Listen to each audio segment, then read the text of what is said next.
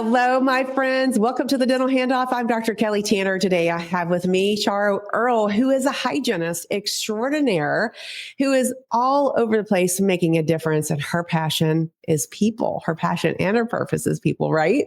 It is. It is. That is. Thank you for having me. I greatly Oh my gosh. It's such an honor. I'm delighted to hear your story and how you have gotten to where you are in your professional journey and personally. So I always start with the question, why dentistry? I've been interested in dentistry since I was 6 years old, and just going in for a happy visit. My first dentist was a male, and don't get me wrong, he was really nice, but I just didn't connect with him. I didn't feel that, comfortability that I was looking for. And he had an associate who was a female, and I felt comfortable. I felt, that she had my best interest, and she was very personal. And I don't know if it was just like the mom type of figure, but whatever she asked me to do, I did. And, I saw that as a woman, she was so powerful and she really knew her craft. So she and I actually stayed connected all the way up and through, even up until this day. Obviously, she's retired now, but through my adolescence and teenage years and college years, very formative. And she always pushed me. She really pushed me to be a dentist, but things just happened a little differently. And I landed upon dental hygiene, which I absolutely love. And I just always wanted to continue to bring forth more to others and give back to others, because she gave back to me, and people within her practice gave back to me and poured into me. And I just loved the growth and mentorship opportunities that I received. And that was something that I always want to continue to do and give back to others. So that's how I got into the dental field. Teeth. I know people always say like, oh my God, you like teeth. That's crazy. But again, that's what I identified with. People and their smiles is very important to them. It is the first thing that we see, when we connect with people. It helps them with their confidence, overall, it helps them with their health, and people don't know what they don't know. And so that's why I wanted to always learn more and help more within whatever demographic, whatever community I was in. Because if you touch one person, I'm good for the rest of the day. I did my job. Of course, I want to be able to touch others, but that one person will share what you taught them with others, and it'll just continue to go on. So dentistry and helping people is my passion and my purpose. So thank you, Kelly. Yeah, no, it is.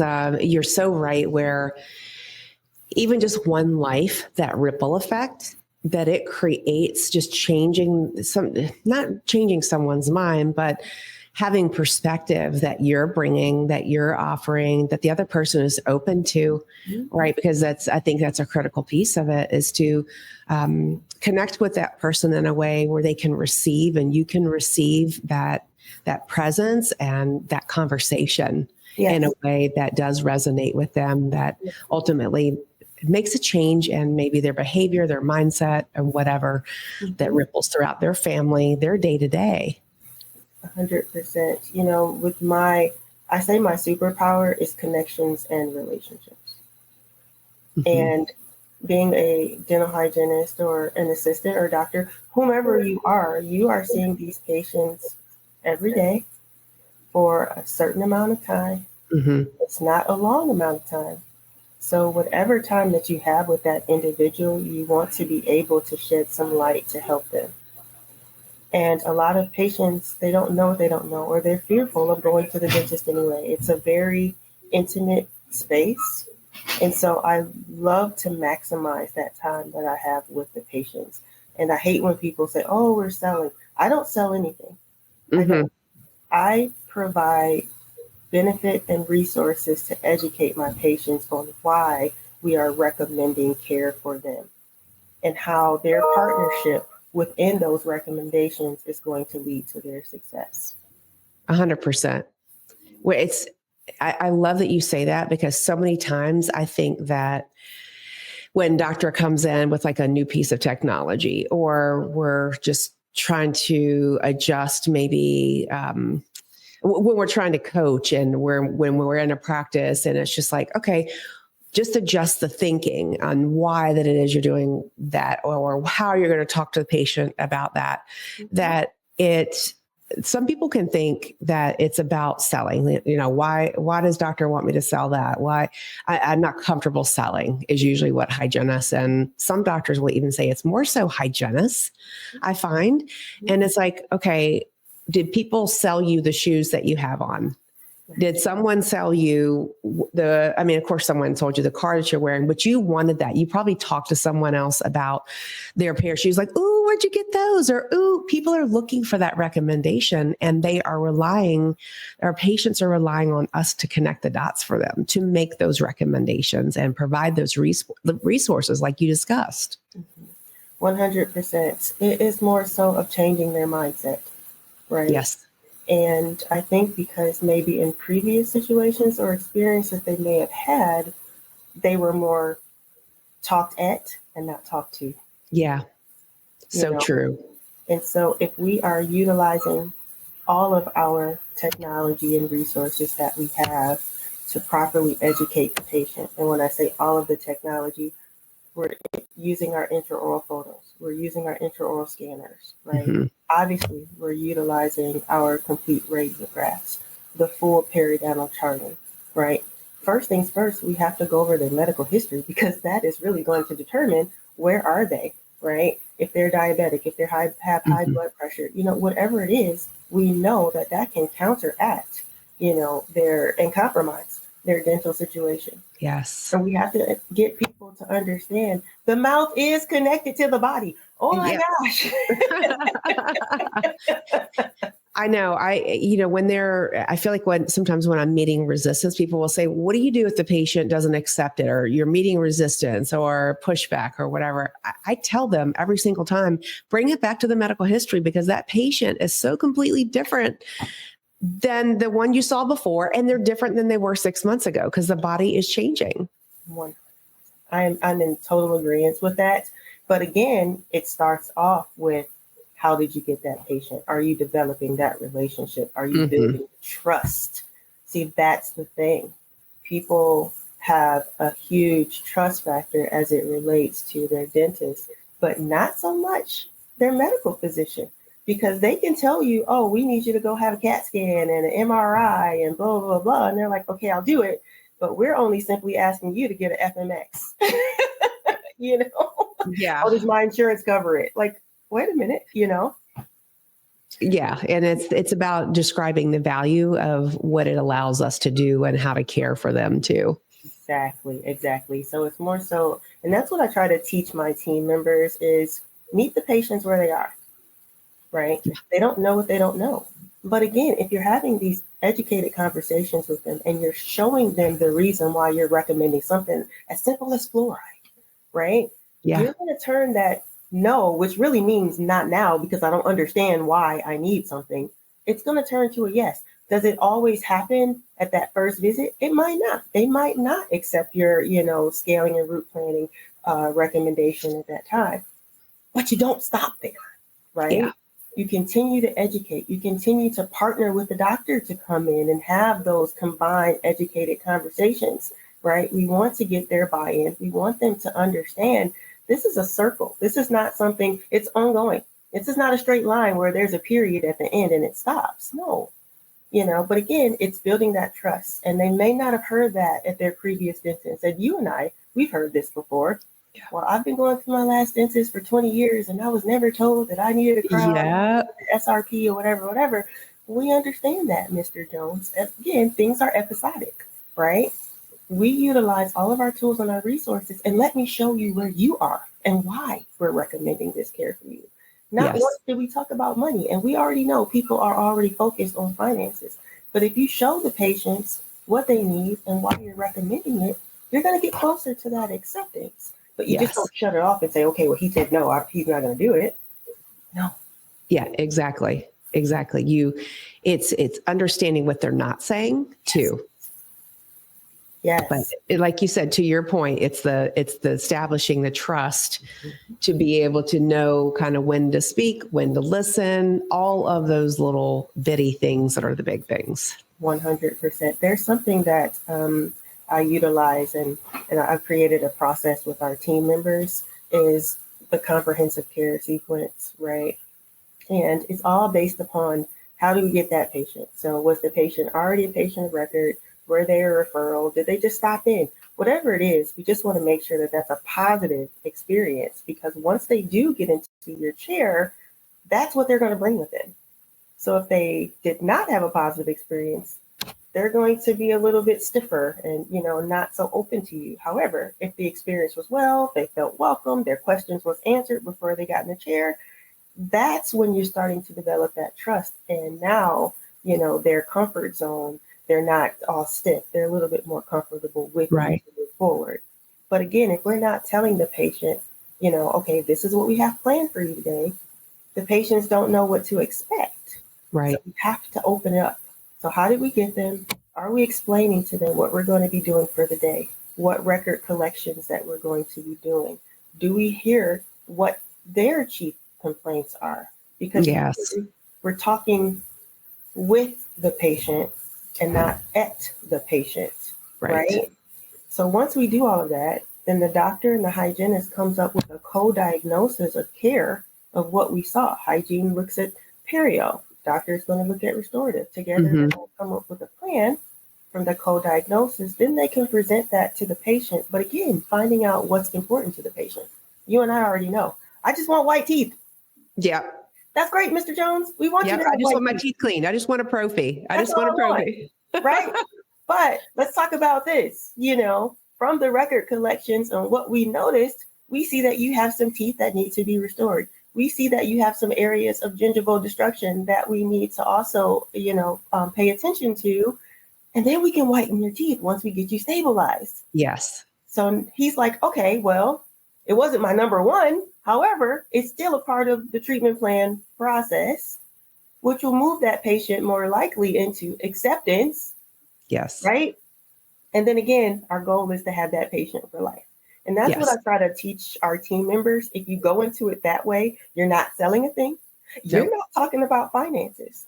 But within those conversations, you have heard something. They may have said to you, oh, I'm afraid of needles, or, oh, I can't afford this because I'm worried about X, Y, and Z. Okay, you can have a conversation now. Hey, doctor, Mr. Jones is fearful of needles. Maybe we need to get nitrous in here, right? Or maybe we have to do quadrant dentistry and this patient really needs to be put to sleep. You know what I mean? Finances. Hey, front desk, Mr. Jones, he has a nice treatment plan. Can we talk to him about third-party financing opportunities for him? Maybe a membership plan. But again, we're doing all this behind the scenes. So when we do take Mr. Jones to the front desk, everybody is already on the same page. So we can do that transfer of power, that handoff more successfully. And that's what you already know. That's where we see the failure is the handoff.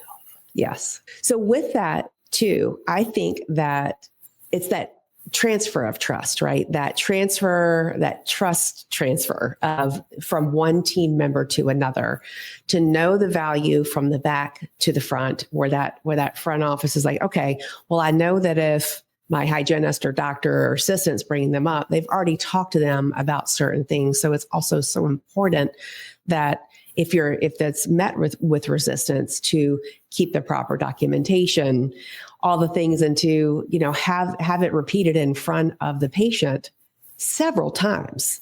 And so the patient gets to hear it more than once or twice, because I think the rule is a person has to hear something 7 times for it to really go, oh, so how are we really relaying that?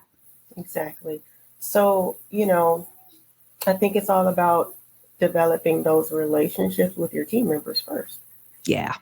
Because everyone needs to be aligned on the same page, speaking the same language and understanding the process and flow. And over my 25 years being in dentistry, so I learned it firsthand, just being a dental assistant. And I knew nothing.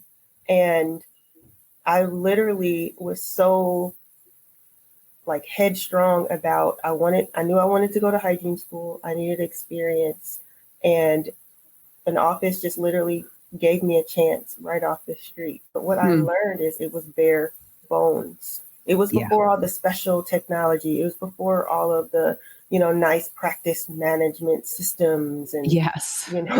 we were documenting everything physically on paper. And, if things weren't documented on paper, then we couldn't submit paper bills to insurance claims, Yeah.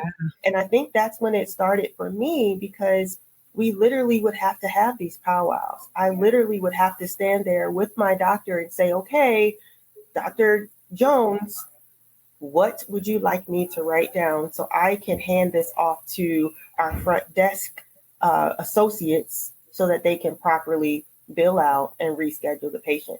Had I not done that, so many different things would have fallen by the wayside. That prepared me as when I did graduate from hygiene school, and I was able to take everything that I learned from being bare bones to being more structured and educated to my new position, where I was able to move up into a leadership role after, a few years. Again, still taking those same experiences that I've learned, but added on to that, which helped me develop the relationships and trust with the patients for better communication. Yes. So that's the thing. I think people just think that you're in one situation and that's not it, but not taking full advantage of real life experiences and putting it together for the betterment of the patients. And it all starts with communication. Yes. And a lot of misunderstandings between us, the patients, our teams, whoever, partners outside of work. It's communication. Yes, ma'am. Right. So if we can get that communication piece, it's never going to be perfect, but you have to ask the right questions, I'm thinking. And that's exactly the point I was getting ready to make with you, is that being the assistant, working and getting those experiences, it helped you to ask different questions when you're asking the doctor, what exactly would you like for me to write down for this procedure? What would you like for us to relay to the associate? So I find that, that is almost a superpower in and of itself, is to know which questions to ask, because we literally don't know what we don't know. And we're hoping that it starts to make sense. But by asking that very defined question is when it goes, oh, okay, it informs that. Yes. Right. Yes.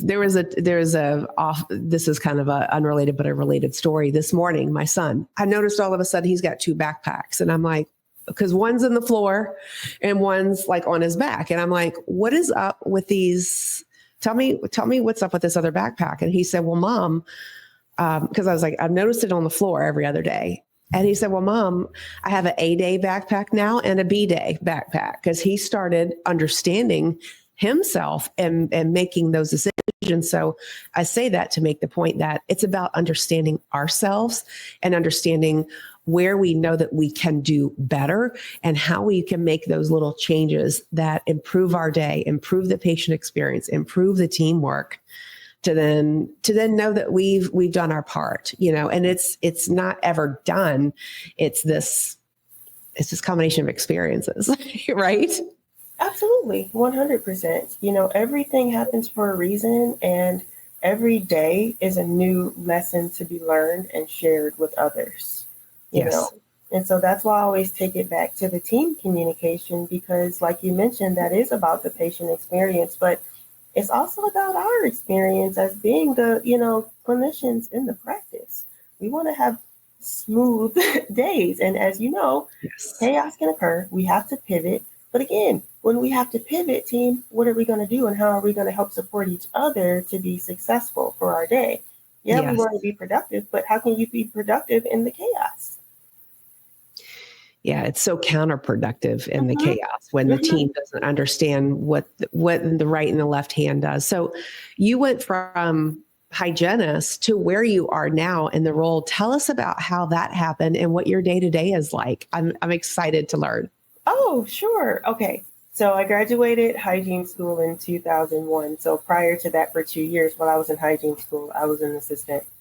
And then from 2001 until 2008, that's when I really honed in on, my leadership skills and training others and just diving in a little bit deeper with the clinical side and being the doctor's right hand person, right? Because again, that's where if the doctor and the hygienist are on the same page, the patients are going to feel so good, so comfortable, because the doctor will be able to come in and I've already got his treatment plan together. I already have her treatment plan together, because I worked in a practice where there were 3 different doctors, right, at that time. And I was the full-time hygienist. We had a part-time hygienist come in. So again, I was the lead individual and I just learned. Every doctor works differently. So then I had to think about, okay, well, this is the doctor that I'm working with now. How can I explain the care to the patients? So when doctor comes in, he or she's already teed up to go. So love that. I got my master's in health services administration. So that was in June of 2008. And 2 weeks later, I was offered a position with a large group, a DSO.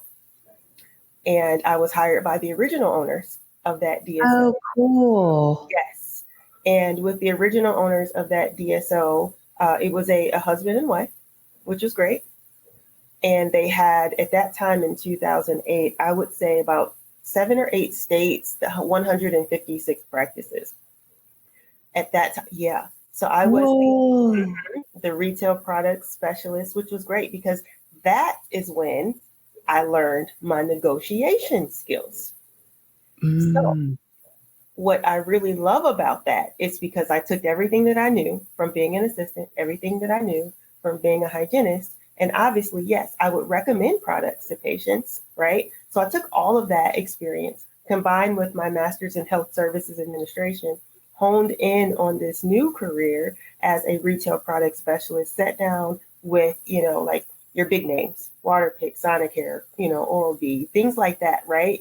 And then came up with, we had contests or we had CE courses, and I could take that information, travel around to the offices and train the assistants, the doctors, the front desk on, quote unquote, we're not selling, but we're recommending home care products to benefit the care and the services for the patients. So fun, very busy. But again, I used all my experiences to be able to meet the team members where they were. Yes. Right. Yes. To help them improve their conversations. What a cool track. What a cool track. Right. Yes. So that's how I got there. And then after they sold off their organization, and so in about 2015, so I was with that family for a long time. They started another business, which was a group purchasing organization. Right. So I'm sure you're familiar with that. But tell our listeners about it. Yeah. For those individuals that are not, it is instead of an independent dentist selling off their practice to a large DSO, they can remain independent, still receive the benefits and the perks and support with being a member of this group purchasing organization. So moved over with their family. At that particular time, I was asked to be the client services manager. And 2 months later, I was also asked to be the vendor relations manager. So I held multiple hats, again, honing in on my experience and now getting mentorship from the CFO at that particular time and the COO at that particular time. Which is great, right? So I was able to contact these, independent dentists and ask them, how are things going in their practice and what would they like to see improved, and letting them know how our organization can help them for a monthly minimum, fee. We went in, we would train their team members. We were in contact with them on a monthly basis. We would go over whatever their current costs were, do analysis to show them where we could save them, and then put that savings back into their practice because people wanted to grow. Right. So fun. That was great. And then I was recruited by another DSO in Of course you were. 2020. Of course you were. And I wasn't looking to leave. But when the Lord opens doors, sometimes you have to step through them, right? Yeah. Because Yep. again, maybe my mindset was being limited and I just wasn't seeing beyond that because I was in my comfort zone. You have to be taken out of your comfort zone to Yes, grow. ma'am. Okay. So then moved over into another DSO, and I was asked to be a clinical service manager. So I was there for almost 4 years, and I had 7 regions, maybe 8 regions at the end. So I was responsible for 67 offices, and I had about 122 dental hygienists under my wing. And that was in different states. So I had Michigan, I had Ohio, I had Florida, Wow. Yeah, but it was great because again, I could really give individuals my story, talk to them about what helped me so that they can improve their conversations with patients. They can improve their comfort level and they can also grow. So mentorship is huge for me, right? And I never looked at it as, okay, this is business, this is finances. No, no, no, no. If you take it back to the basics and you give the team members what they need, the finances will flow. It's going to follow. Yep. You do what's right by the patient, for the patient, and the rest just falls. I mean, it just is. Mm-hmm. It always is like that. Mm-hmm. That's what it was. And, I was looking to grow within that organization and there was not opportunities for me, but it didn't stop me from doing what I wanted to do by helping others. I told you, helping people is my purpose and my passion. So I still was writing articles that were published, in sites. I still was, attending CE courses and training others and still trying to develop myself while developing others at the same time. And clinically, I still was doing, at least 1 to 2 days a week chairside. Wow. So again, I'm speaking what I'm doing. Yeah. Yeah. Right? You are navigating the process yourself to then, the whole thing. I think it's so important to be able to do that, to go through that and practice what you preach. Yes. Right. Yes. And improve that and then be challenged through those challenges to see, and then put your own rules in play. I've learned that recently with just different things, just employee management, because I have my own employees and it's like, okay, Kelly, what would you tell someone else to do here? And I'm like, okay, that's cute.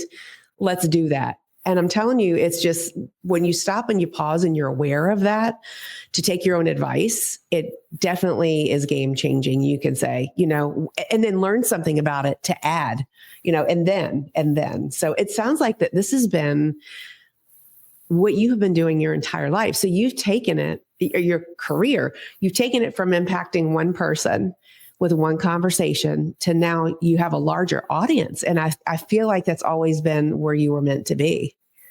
It's funny you say that too. You know how they say you can visualize things, but I never was like, oh yeah, I have to be on this big stage. You know what I mean? Like, don't get me wrong. I enjoy talking to people. And if someone asks me to speak and tell my story, I don't have a problem doing that. But it's just, I think that I had more to offer than just sitting behind the chair. Yeah. And I think that's what made me continue to progress in the stage where I am now. So after I left and I got recruited for where I am now in 2023, and I was literally only coming over to be a director of production and clinical and dental hygiene director. And the business didn't really have as much organization and processes as what I had been used to. So I saw a gap and I saw a need. And so I was able to implement some processes, some organization, some development, making standards and protocols and guidelines, to help the hygienists, to help the assistants, to help even the doctors focus on day-to-day things that we should be doing in a more organized fashion. All right. So they each have a guide. Things were progressing really well that after 10 or 11 months, I was promoted to be the COO of the current organization that I work for and dental officer, which was nothing that I ever thought about. Yeah. I was thinking maybe one day a vice presidency role, but never a COO. Yeah. That is so amazing. Thank That you. is so amazing. Congratulations. And it's about, like you said, stepping out of your comfort zone. And I think too, the moral, I think the moral of this story and where a lot of us can be is that we think it looks like something, but when we limit our thoughts and what our own experiences are, we have no idea what's out there for us. We just, so attach yourself to the goal, but not to what it looks like. Right. Right. Right. So your day to day is, it sounds like you're in several offices a week. Yeah. So tell us about that. So I'm very proud of this organization. It is a one single female owner, and she's young. She's under 40. Yes, she owns 10 practices all around Metro Detroit, and she is thriving. And I want to see her win.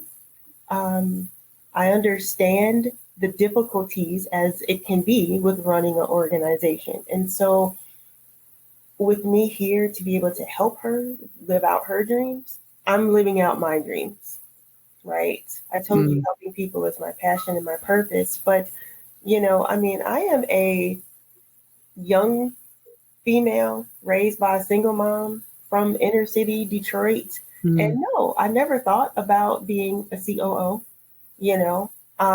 Giving back has been extremely important. And also, I'm the current vice president of National Network of Healthcare Hygienists. You know what I mean? So with that being said, we talked about this before, the mouth is connected to the body.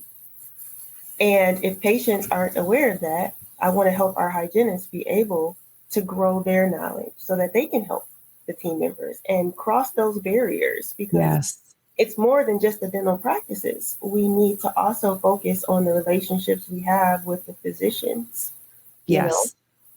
And so I want to bring all of my experience and expertise within our organization here, but I had to start from the basics to get our hygienists more focused, more organized, so that they understand the process, but not telling them, I'm listening to them. I want to hear what they have to say. Yes. Because again, a leader must be able to be led.